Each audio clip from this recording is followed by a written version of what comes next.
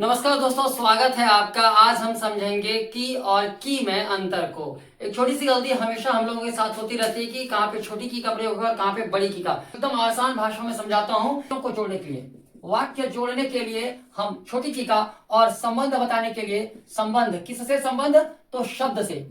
अगर शब्द से संबंध बताना हो तो बड़ी की का प्रयोग करेंगे। फिर से याद रखिएगा, अधिकार बताने के लिए हम बड़ी की का प्रयोग करते हैं, जबकि वाक्य को संयुक्त करने के लिए हम छोटी की का प्रयोग किया करते हैं। फिर से समझिएगा, वाक्य को जोड़ने के लिए छोटी की का प्रयोग किया जाता है, जबकि वाक्य में संबंध बताने के लिए बड़ी की का प्रयोग किया जाता है। एक बात ध्यान से देखिएगा, जैसे वह कहता है कि, ध्यान दीजिएगा, वह कहता है कि, अब देखिए दिमाग यहाँ पे काम नहीं कर रहा कि ये होगा या ये होगा। वह कहता है कि राम अच्छा है, राम अच्छा है, ध्यान दीजिएगा। और वह राम वह राम की जमीन है।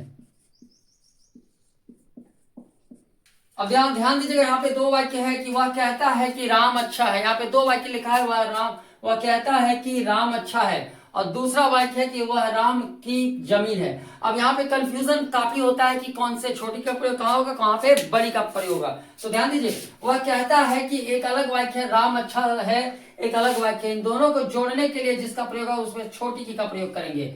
जबकि वह राम की जमीन है, यहाँ पे राम जमीन यानी अधिकार बता रहा है जमीन पे किसका, था राम की, तो यहाँ पे बड़ी की का प्रयोग है। इसी तरह से राम की के लिए ये आएगा, और यह मानता हूं कि छोटी आएगा। ध्यान दीजिएगा, इसके आगे भी कोई वाक्य बनेगा। मुझे लगता है आसानी से आसान भाषा में आप समझ गए होंगे। Thank you so much.